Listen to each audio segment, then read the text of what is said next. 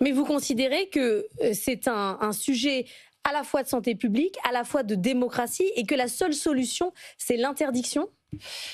Alors, ça dépend pour qui. C'est-à-dire que pour les enfants, je pense qu'il faut des interdictions. Je suis pour l'interdiction des réseaux sociaux. Est-ce que c'est avant 14 ans, 15 ans, 16 ans? Je ne sais pas, mais je pense qu'il faut des mesures d'interdiction.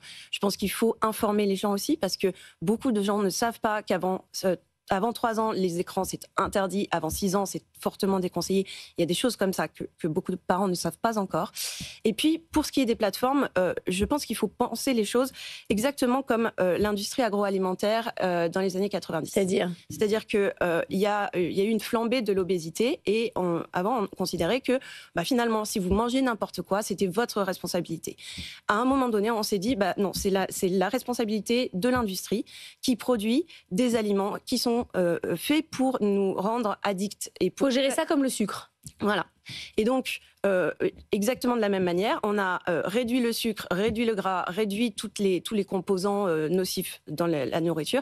Là, il faut dire aux plateformes, il faut arrêter de pousser des contenus nocifs, extrêmement émotionnels, et des choses, des contenus pornographiques évidemment, des contenus violents, mais même, si vous voulez, quand moi je fais une vidéo, si on poste la vidéo de cette interview, on sait très bien que ça ne va pas buzzer de la même manière que, je ne sais pas, un responsable politique qui en insulterait un autre sur un plateau.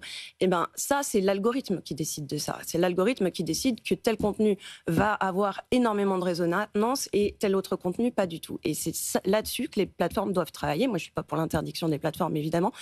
Mais ça veut dire quand même qu'elles doivent filtrer les contenus. On a essayé de les forcer à mettre des modérateurs. Bon, maintenant, c'est terminé. Facebook a dit qu'ils arrêtaient complètement avec les modérateurs. Donc, c'est là-dessus qu'il faudrait revenir en qualifiant les contenus, la manière dont ils sont créés et ce qu'ils disent. C'est ça qui est compliqué quand même. C'est compliqué, mais c'est possible si vous voulez. En fait, aujourd'hui, les plateformes, ce qu'elles vendent, c'est votre temps d'attention. Donc, ce qu'elles ont intérêt à faire, c'est que vous restiez le plus longtemps possible devant votre écran.